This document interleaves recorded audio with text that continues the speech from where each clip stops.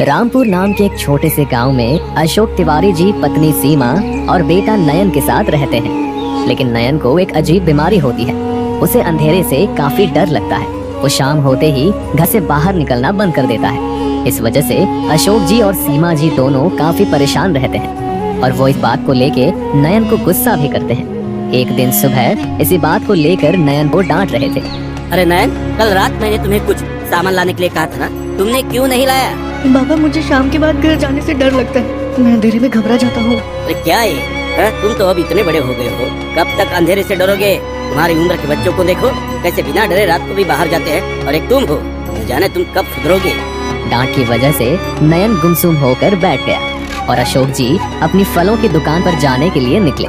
तभी रास्ते में उनकी मुलाकात उस गांव के एक पुलिस अधिकारी वरुण जी से हुई। अरे वरुण जी, आप इस ओर कहाँ जा रहे हैं? कुछ नहीं, बस तलाश चल रही है। क्यों, क्या हुआ? तलाश जैसी क्या बात है? और आप टेंशन में भी दिख रहे हैं, क्या हुआ? क्या बताऊं अशोक जी, गांव में एक चोर घुस आया है और वो सबकी गायों को चुराता है। क्या? लेकिन वो गायों को क्यों चुराता है? ये चोर गायों को बेचकर पैसे कमाता है। लेकिन ये तो बहुत ही गलत बात है ना वरुण जी, आप जल्द से जल्द इस चोर को पकड़िए।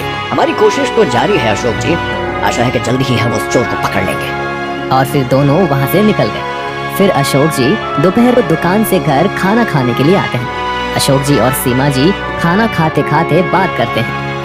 नयन कहाँ है? कहाँ है मतलब? इस वक्त कॉलेज में ही होगा ना? भगवान जाने कॉलेज जाता है या कहीं और जाता है। ध्यान रखो अपने बेटे का, न जाने दिन भर क्या क्या करता रहता है। आप उस पर किस बात का गुस्सा निकाल रहे हो? गुस्सा है? मैं गुस्सा निकाल रहा हूँ और बाहर लोग मुझे बोलते हैं कि आज नयन को यहाँ देखा, कल वहाँ देखा है? ये सब क्या चल रहा है? हाँ तो कॉलेज के बाद दोस्तों के साथ जाता होगा इधर उधर, लेकिन शाम से पहले कैसे वापस तो आता है ना?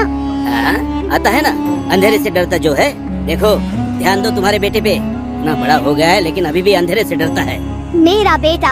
अच्छा, कुछ नहीं है क्या वो? अच्छा काम करे तो आपका बेटा, नहीं तो मेरा। वाह जी वाह, आप भी तो कुछ बोलो उसको। हाँ बोलता हूँ, बड़े अच्छे काम किए है ना उसने, न जाने किस पर गया है। जी अच्छे से समझ रही हूँ मैं आपके ताने। बेशक सही तो कह रहा हूँ, उसमें ताने क्या मानना, तुम पे ही तो गया है वो। मुझ पर ही गया है नयन, मैं संभाल लूंगी उसे, अच्छा इंसान बनाऊंगी।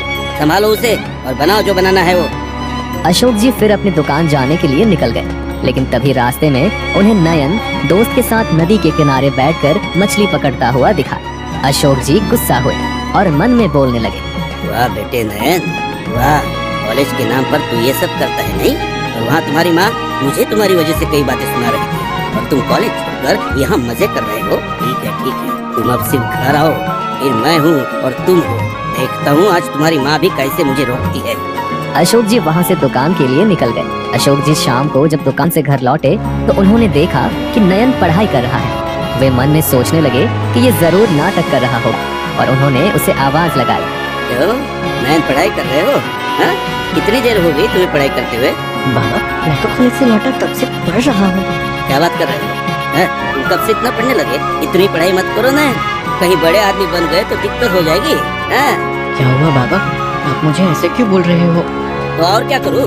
तुम्हें झूठ बोलते हुए शर्म नहीं आती? मैं कहाँ झूठ बोल रहा हूँ? अच्छा ठीक है, रुको तुम अभी। सीमा, जल्दी बाहर आओ और देखो तुम्हारे लाडले ने क्या किया है। क्या हुआ? घर आते ही क्यों चिल्ला रहे हो? इसने आज क्या क्या किया तुम्हें पता है?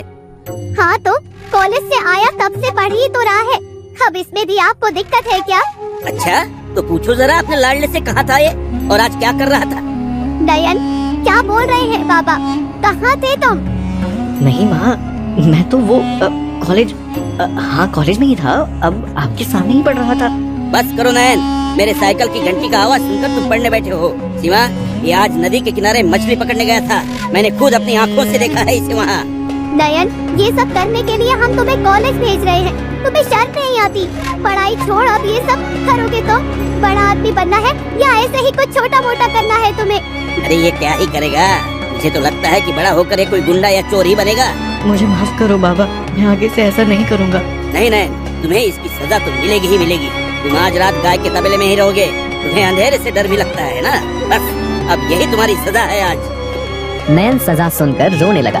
अशोक जी से माफी मांगता रहा लेकिन उन्होंने उसकी एक नहीं सुनी और वो उसे तबेले में छोड़ आए। उस रात नयन तबेले में गायों के साथ अकेला ही था। उसे काफी डर लग रहा था। ऐसे ही कुछ वक्त नयन ने डरते डरते निकाला, लेकिन कुछ ही समय में उसे वहाँ कुछ हलचल दिखी। नयन पहले से भी ज्यादा डर गया और एक कोने में वैसे ही बैठा रहा। उस तबेले पीछे की ओर से वही गाय चुराने वाला चोर घुस आया था। वो चोर यहाँ वहाँ देख धीरे धीरे आगे बढ़ रहा था। काफी अंधेरा हो चुका था, इस वजह से चोर नयन को नहीं देख सकता था। जैसे ही चोर नयन के बाजू से गुजरने लगा, तभी उसका पैर नयन को लगा। भूत भूत माँ बाबा बचाओ मुझे, भूत भूत भूत माँ बाबा बचाओ मुझे, भूत। नयन और जोर जोर से चिल्लाने लगा और उसकी आवाज से सभी गांव वाले वहां पर जमा हो गए। अशोक जी और गांव के कुछ और लोग वहां गए और उन्होंने चोर को पकड़ लिया। नयन बेटा तू ठीक है ना?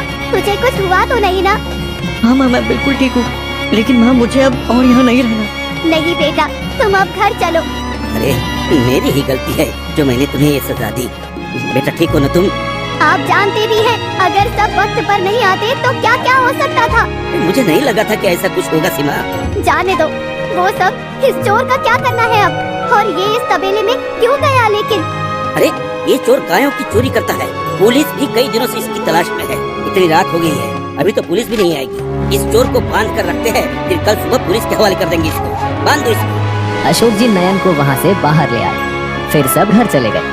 अगले दिन सुबह अशोक जी ने पुलिस अधिकारी वरुण जी को बुला लिया था। सभी लोग फिर से तबेले में जहां चोर को बांध रखा था वहां गए। चोर को देख वरुण जी हक्का बक्का रह गए और अशोक जी से पूछने लगे, अशोक जी आपने इस चोर को कैसे पकड़ा? हमारी पूरी टीम कब से इसके पीछे है, लेकिन हम इसे नहीं पकड़ पाए। वरुण जी दरअसल इसे हमने नहीं पकड़ा है। आपने नहीं तो फिर किसने पकड़ा इस चोर को? मेरा बेटा नयन, उसने इस चोर को पकड़ा है। क्या आप बात कर रहे हो अशोक जी? आपका बेटा, और उसने इस खतरनाक चोर को पकड़ लिया? आपका बेटा तो बड़ा बहादुर लगता है अशोक जी। मैं आपके बेटे से मिलना चाहूँगा। हाँ हाँ हाँ, क्यों नहीं, आइए आइए। नयन, ओ नयन, अरे बेटा बाहर तो आना। अशोक जी की आवाज सुन नयन और सीमा जी दोनों बाहर आ गए। क्या हुआ जी? आप सुबह सुबह क्यों चिल्ला रहे हो? क्या हुआ बाबा? नयन, ये हमारे गांव के पुलिस अधिकारी वरुण जी है। ये तुमसे मिलना चाहते हैं। मुझसे?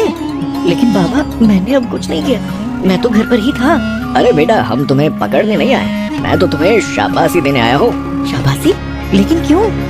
नयन तुमने कल चोर को पकड़कर बहुत बड़ा काम किया है। तुम्हें नहीं पता कि वो चोर कितना खतरनाक है। पुलिस को कई दिनों से इसकी तलाश थी, लेकिन वो हमारे हाथ नहीं आ रहा था। लेकिन अब तुमने उसे पकड़कर पुलिस की बड़ी सहायता कर दी है। धन्यवाद। तुम काफी बहादुर हो। तुमने तो अपने पापा का सिर गर्व से ऊंचा कर दिया। तुम्हें अब सरकार के द्वारा पुरस्कार भी मिलेगा और हमें भी गर्व है तुम पर नयन। हाँ तो फिर बिल्कुल, मुझे नयन पर बहुत गर्व है। आखिर मेरा बेटा ही है ना।